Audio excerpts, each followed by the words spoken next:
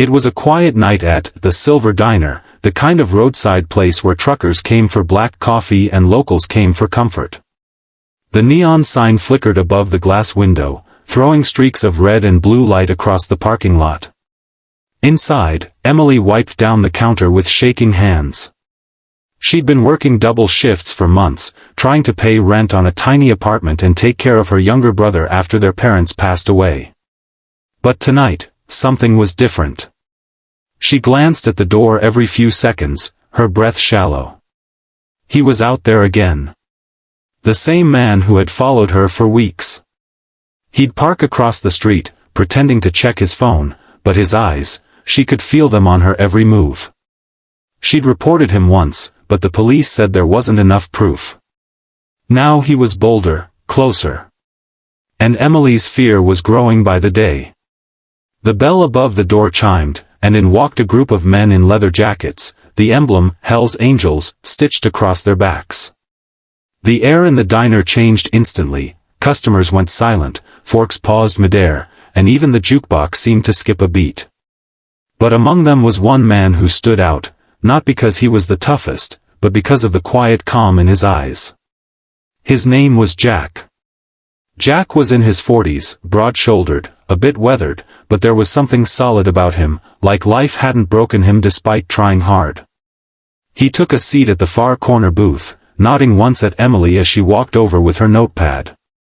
"Coffee?" she asked, her voice barely steady. "Black," he replied. "And keep the change." He placed a $20 bill on the counter before she even poured it. When Emily returned with the coffee, she hesitated. Her lips trembled. She leaned closer, her voice barely above a whisper. "He won't stop following me." Jack froze, eyes flicking up to meet hers. "Who?" She nodded toward the window, her heart pounding. Jack followed her gaze. Across the street, under a flickering streetlight, stood a man in a dark hoodie, pretending to smoke. His stare cut right through the glass. Jack's jaw tightened. He took a slow sip of his coffee, then calmly set the mug down.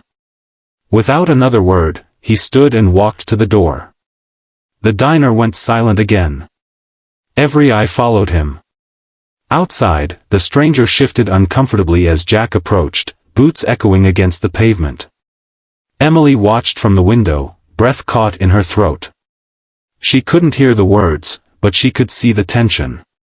The man said something, smirked, maybe even laughed, until Jack took one step closer. Whatever Jack said next made the man's smile vanish. He backed away, then turned and ran down the street. Jack came back in a few minutes later like nothing had happened. "You're safe now," he said simply. Tears welled up in Emily's eyes. "What did you say to him?" Jack shrugged. "Just told him what happens to men who scare women in my neighborhood." She laughed through her tears, the first time she'd smiled in days.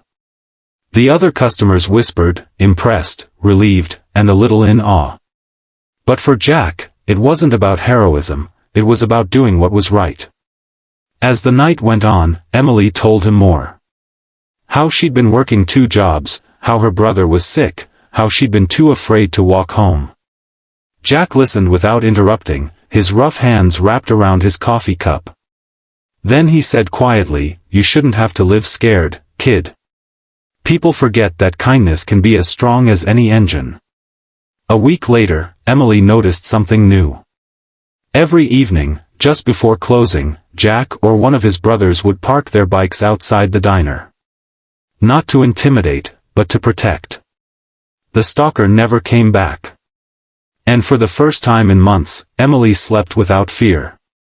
One night, as she walked out to lock up, she found Jack sitting on his bike, the engine rumbling softly. "You don't owe me anything," he said, seeing her grateful eyes. "Just promise me one thing, when you see someone else scared, don't look away. Be the voice they need." She nodded, tears shining in the streetlight. "I will." Years later, Emily would tell that story on camera, the night a poor waitress whispered to a Hell's Angel and found not danger, but protection, courage, and hope. And if you're watching this now, remember, heroes don't always wear uniforms. Sometimes they wear leather jackets, drink black coffee, and carry hearts stronger than steel.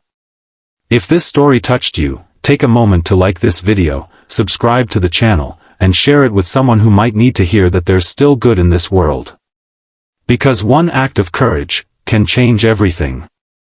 And maybe tonight, somewhere out there, another Jack is watching over someone who needs a little bit of hope.